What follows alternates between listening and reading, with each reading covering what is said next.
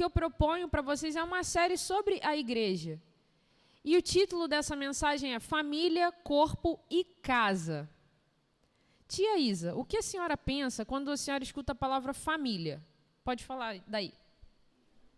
União de mãe, pai, filho, família. Legal. E Sofia, que está acordando, o que você pensa quando você escuta a palavra corpo? Wagner, já vai pensando no que você pensa quando você escuta a palavra casa. Material, ou seja, matéria. E aí, por ser matéria palpável, ó, eu encosto. Individual, ela falou individual também. Wagner, casa. A casa é a família, ok. Bem, quando eu penso em família, eu lembro do meu pai, da minha mãe e do meu irmão. Primeiro pensamento. Quando eu penso em corpo, obviamente eu penso nesse monumento aqui que Deus fez. E quando eu penso em casa, não tem jeito. Eu penso no apartamento onde a gente vive. Essas são as coisas que imediatamente me vêm à mente quando eu penso nessas três palavras. Só que hoje a gente vai ver uma outra perspectiva para essas três palavras, e está nas Escrituras. Então, quando a gente pensa em família, corpo e casa, e aí a gente vai hoje estudar a carta de Efésios de maneira breve, e aí eu quero convidar você a abrir sua Bíblia lá em Efésios capítulo 2, a gente, olhando para as epístolas, né? O que são as epístolas? Epístolas são as cartas da antiguidade. Então, elas tinham esse nome diferente, né? Epístola. Quando a gente pensa nas epístolas de uma maneira bem geral, tá? Uma maneira muito geral mesmo. A primeira parte de uma epístola geralmente se refere ao quê? À questão doutrinária, ao ensino. Aquele que escreve a epístola, a carta, no primeiro momento, ele tem ali um conteúdo de ensino. E nós, os jovens da igreja, temos lido Efésios juntos. Juntos assim, cada um na sua casa, mas a gente comenta lá no grupo e tal. E a gente está lendo Efésios. A Emily trouxe essa sugestão e a gente tem lido. E aí, olhando para essa primeira parte de Efésios, a gente encontra muita teologia. Assim, e teologia no sentido de muito ensino sobre Deus. E a partir desse ensino que a gente tem de Deus, a gente consegue saber quem a gente é também. Só que aí ele não fica só nesse ensino. E como eu falei de maneira geral, as cartas são, primeira parte, doutrina, e a segunda parte, elas costumam ser práticas, muito práticas. Hoje o pastor trouxe um texto da ceia, o texto que ele sempre ministra quando ele vai falar da ceia do Senhor. É prático. Paulo ali está sendo extremamente prático. Em Efésios é a mesma coisa, a gente tem uma parte mais doutrinária, conceitual, e uma parte mais prática. Quando a gente lê o capítulo 2, a gente ainda está meio que nesse espaço bastante doutrinário, de bastante ensinamento, mas que a gente pode extrair, sim, verdades muito práticas para a nossa vida. E, gente, a carta de Paulo aos Efésios é uma coisa linda, porque ali tem verdades que só o Deus Todo-Poderoso poderia ter compartilhado conosco. E aí, quando a gente pensa em Efésios, nessa carta e no texto base que a gente vai ler, a gente se depara com a igreja. E, gente, a igreja, de imediato, ela é algo mais ou menos assim. Uma imagem com gente diferente uma da outra. Preto, branco, asiático, criança, adulto, velho. A igreja, ela é algo bem assim. Essa foto nem representa, né, toda a diversidade que Deus criou, porque Deus criou uma diversidade enorme de pessoas. E eu queria ter feito antes, né, essa imagem, só que com a gente. Imagina, o pastor ali, aí a Dani ali, a tia Ângela ali, a Denise ali, o Lino ali. Que legal, a Conceição, a Francilda, todo mundo. Alguém é igual aqui? E se a gente colocar um do ladinho do outro, é muito diferente, não é? Até tem, assim, pessoas que se parecem, né? Mas quando a gente começa a conviver, os gêmeos, por exemplo, né? Filhos gêmeos, quando a gente começa a conhecer, caramba, nem parece que vocês são gêmeos, que um não tem nada a ver com o outro. E é isso. Então, de imediato, a imagem que eu queria que a gente tivesse na cabeça sobre família, corpo e casa, fosse essa imagem aqui, de algo bem diversificado. Ok? Então, vamos lá. Efésios capítulo 2, versículo 19, até o 22 que a gente vai ler, tá bom? Assim, já não sois estrangeiros e peregrinos, mas concidadãos dos santos e sois da família de Deus, edificados sobre o fundamento dos apóstolos e profetas, sendo ele mesmo, Cristo Jesus, a pedra angular, no qual todo o edifício bem ajustado cresce para santuário dedicado ao Senhor, no qual também vós, juntamente, estáis sendo edificados para a habitação de Deus no Espírito. Amém. Que o Senhor nos abençoe com a leitura da palavra dele. Eu agora vou concentrar aqui na minha Bíblia, e a minha Bíblia ela é a versão Almeida, Nova Almeida. Obrigada, seu Luiz. Ela é a Nova Almeida. Então, é um pouquinho diferente da que a gente projetou ali, mas dá para acompanhar também. Gente, Paulo está dizendo o seguinte, galera de Éfeso, vocês já não são mais estrangeiros e peregrinos. Por que ele está falando isso? Porque ele está falando de uma igreja que não era uma igreja judia, uma igreja conectada na sua natureza, aquele povo que era o povo escolhido de Deus, lá no Antigo Testamento, quando a gente olha, aquele povo que Deus escolheu para ser separado, ou seja, para ser santo. Só que Deus ele nunca escolheu um povo para ele para simplesmente ignorar todos os outros povos da terra. O Senhor ele escolhe um povo para que esse povo, o povo de Israel, abençoasse todos os povos da terra. Deu certo?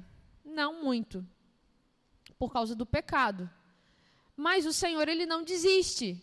Então ele mesmo dá um jeito como enviando o seu filho, que já era prometido. Não foi tipo assim, segundo plano, entendeu? Vou contar aqui com os meus filhos, se não der certo eu mando o filho. Não, desde o princípio, quando o Senhor criou os céus e a terra, Jesus já existia. E ele já era parte do plano de Deus de salvação do mundo. Porque o Senhor sabia o que aconteceria conosco. Então, Jesus ele nasce desse povo. Ou seja, Jesus ele tem uma etnia, ele tem uma cultura, uma língua, um jeito físico. O Senhor ele fez parte de gente como a gente. E esse era o povo de Israel. E aí, a partir de Jesus, então, Deus ele abre as portas assim de maneira escancarada. Elas já deveriam estar abertas. Mas aí o Senhor pega e abre assim de vez a porta para quem?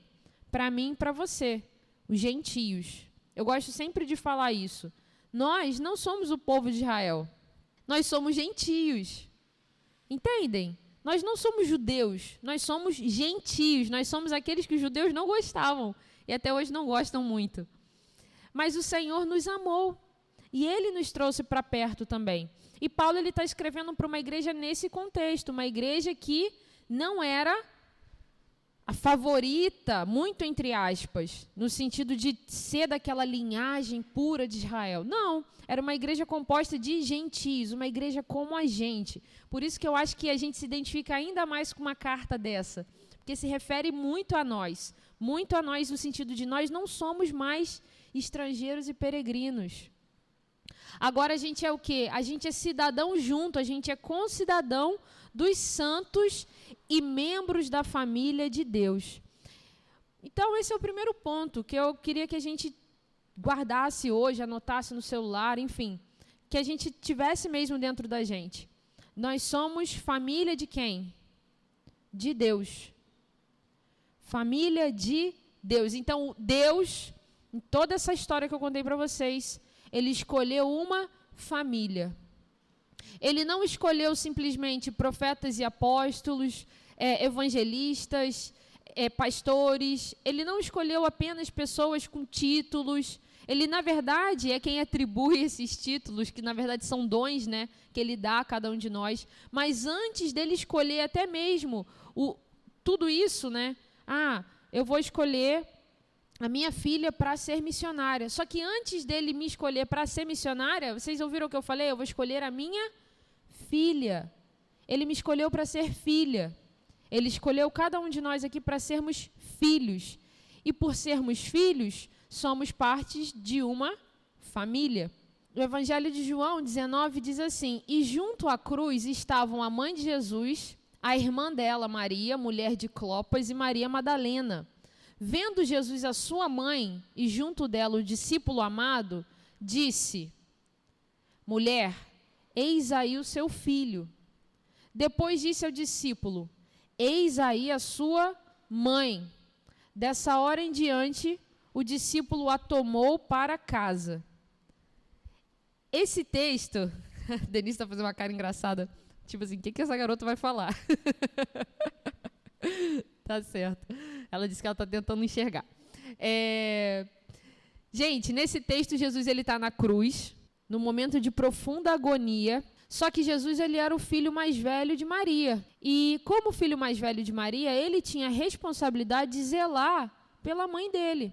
O que mostra, inclusive, esse texto é uma das provas de que José não era mais vivo. E aí, naquele momento de profunda agonia, ele ainda se preocupa com a mãe dele. E ele diz o seguinte: mãe, eu estou indo, você está vendo, vou morrer, estou aqui na cruz, mas você precisa de alguém para cuidar de você, você precisa de um filho. E aí do teu lado está o discípulo que eu amo. Então, ele é seu filho agora. E, amigo, aí tua mãe. Então, esse exemplo prático já mostra para a gente o quê? O Senhor, ele pensa na família. E aí, quando ele vê, então, a mãe e une essa mãe a um filho que não era seu filho de sangue, isso já dá para a gente uma imagem. Por que eu escolhi esse texto? Porque eu gosto de imagens. E a imagem que a gente tem é Deus, o Senhor, ele une pessoas que não compartilham o mesmo sangue para fazerem parte dessa família de Deus. A gente vai ver um outro texto, tomem nota também, que é um texto importantíssimo para a gente ser crente, para a gente caminhar com o Senhor, que é o texto de Romanos 8, 15 e 16, e diz assim: porque vocês não receberam o espírito de escravidão para viverem outra vez atemorizados, mas receberam o espírito de adoção, por meio do qual clamamos, Abba, Pai. O próprio Espírito confirma ao nosso espírito que somos filhos de Deus. Então, Deus, mais uma vez, ele nos escolhe para sermos filhos e filhas. Ele não nos escolhe para sermos servos e servas apenas. Nós somos servos de Deus? Somos. Só que o servo, ele já não sabe o que faz o seu Senhor, como Jesus ele diz. Ele escolhe a gente para quê? Para contar os segredos, para caminhar junto, para crescer junto. E eu sei que isso é muito complicado num país como o Brasil, em que as famílias são extremamente disfuncionais, desequilibradas, né? A história do nosso país já começou bagunçada. Vinha o português aqui, engravidava a Índia, metia o pé, depois vinha o escravo e era engravidada pelo dono da fazenda e aquela criança não era herdeiro. É uma confusão, desde o começo da nossa história, é uma confusão. Só que olha que incrível, Deus ele já escolheu um símbolo, porque essa realidade de famílias erradas não é só do Brasil, é do mundo inteiro. Ele escolheu uma imagem para mostrar o que ele deseja. E ele ilustra isso na palavra dele. Porque a gente, na vida, por causa do pecado, a gente não ia saber direito o que é família, o que é ser família. Então, o Senhor ele nos adota. Ele nos adota por meio de Jesus e ele coloca algo dentro de nós para nos lembrar de quem nós somos. E esse algo, na verdade, é uma pessoa. E é a pessoa do próprio Deus, o Espírito. Então, o Espírito é quem testifica ao nosso espírito de que nós somos filhos de Deus. E aí a gente chega em Coríntios 12, 27 e diz assim: ora, vocês são o corpo de Cristo e individualmente membros desse corpo. E aí eu quero que na sua Bíblia você acompanhe comigo lá o texto de Efésios 2, agora a gente vai ler o versículo 20, que fala o seguinte, a gente é membro da família de Deus, né? E aí o 20 diz o seguinte: edificados sobre o fundamento dos apóstolos e profetas, sendo ele mesmo, Cristo Jesus, a pedra angular. Nele, todo edifício bem ajustado cresce para ser um santuário dedicado ao Senhor. Então, voltando naquele texto de Coríntios que a gente acabou de ler aqui, nós somos o quê? Corpo de Cristo. Então, Deus, ele escolhe uma família, ele nos individualmente, né, na nossa pessoalidade, cada pessoa ele chama para ser filho, para ser filha, e aí ele coloca dentro de uma família. E essa família é um corpo. É o corpo do filho, o filho, né? O primeiro de muitos, Jesus. E a gente funciona, então, como família, sendo um corpo. E aí a gente tem um texto também, em Atos dos Apóstolos, que diz o seguinte: o Altíssimo não habita em casas feitas por mãos humanas. Isso aqui, né, essa obra, que já tem muitos anos, né, que envolveu o esforço de cada pessoa aqui para construir, para edificar, e louvado seja Deus, sabe, pelas contribuições, por tudo isso. Isso aqui não contém a presença de Deus em si mesmo, porque isso é tijolo, isso é barro. Tia Ângela ali está falando, ó, o templo aqui, ó, isso aí. Isso aqui é tijolo, isso é barro, isso não é o que Deus escolheu para abrigar a glória dele. E só uma coisa sobre esse texto de Atos, quem está falando isso é Estevão. Estevão era um diácono da igreja que foi apedrejado porque acreditava em Jesus. E ele está explicando que Deus, então, que Salomão edificou um templo. Né? A gente tem o templo de Salomão nas Escrituras, e aí teve gente que tentou fazer um igual lá em São Paulo, né? Mas aí Salomão edifica esse templo, e as pessoas, então, passaram a cultuar o templo, e não ao Deus que era para ser encontrado no templo.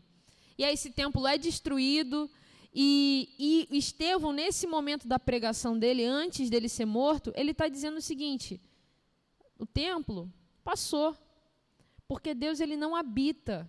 Se acontecesse um terremoto no Rio de Janeiro e esse prédio fosse destruído, a casa de Deus tinha sido destruída. E aí, Deus está morando aonde agora? Acho que Deus virou morador de rua, né? Virou uma pessoa em situação de rua? Não pode, né?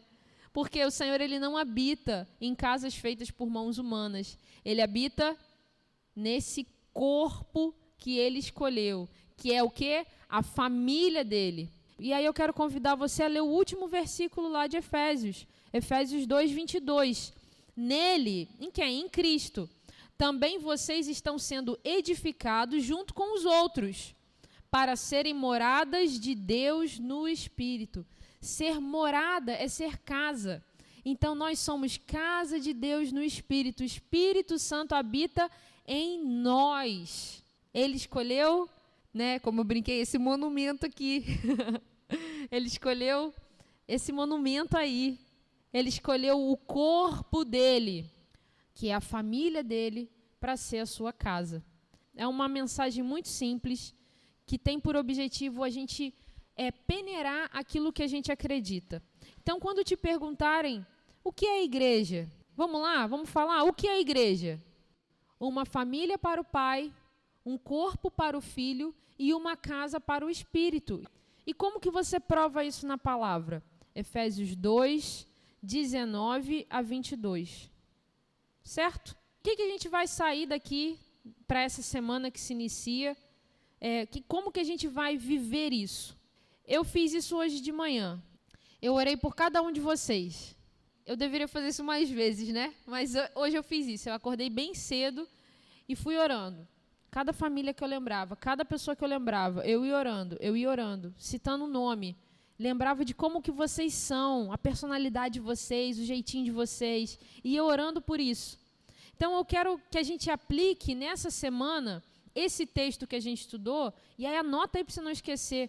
Ore pela IEC. Mas não assim, Deus abençoe a Igreja Evangélica Congregacional de Gianópolis. Porque quando a gente fala assim, mais uma vez a gente está se referindo, mesmo que sem querer, a isso aqui. Só que eu quero te desafiar nessa semana a orar assim: Pai, abençoa a Vânia. Fortalece ela para ela sempre trazer um momento missionário abençoado para a gente. E vai orando assim. Entende o que eu quero dizer? Ora pelos nomes. Ah, mas eu não lembro um monte de gente. Pega o WhatsApp, que a gente vive nele, né? Abre o grupo da igreja. Se você clicar lá no nome do grupo, tem o telefone de todo mundo. Alguns têm nome. O meu, por exemplo, não tem, né? Então, se você não tem meu contato salvo, você não sabe que sou eu. Mas aí vai olhando o nome e vai orando nome por nome. Aí, se não tem nome, você clica na foto, que às vezes tem foto que dá para ver. Tem fotos que são meio misteriosas, como a da tia Ângela, né? Que é uma bailarina, não sei. Aí você vai vendo, essa pessoa aqui, nossa Deus, mas eu nem sei o nome dessa pessoa. Já fica aí um outro exercício. Domingo que vem, descobrir o nome dessa pessoa. Tá certo? Então, uma mensagem simples, uma mensagem para a gente ter fundamentos na nossa vida com uma aplicação que é possível. É possível a gente fazer isso essa semana, não é? Orarmos uns pelos outros, pelo nome, e se a gente não sabe o nome de alguém, descobrir o nome dessas pessoas. Tá bom? Eu vou orar então. Senhor, eu te agradeço porque a sua palavra, ela é a verdade e ela transforma a nossa vida. Obrigada, Senhor, porque nós aprendemos hoje que a igreja do Senhor, ela é uma família para o Pai, ela é um corpo para o Filho e ela é uma casa para o Espírito Santo. Então, Deus, eu oro nesse momento para que a gente cumpra mesmo com esse desafio de orarmos uns pelos outros durante a semana. Que nós vivamos mesmo essa nova realidade de nos conhecermos, de sabermos quem nós somos. Porque isso alegra o seu coração, Senhor. E agora, quando a gente vai para a nossa classe, que o Senhor nos abençoe, que o Senhor trabalhe na nossa mente e que o Senhor nos ensine mais uma porção da sua palavra. Em nome de Jesus eu oro. Amém.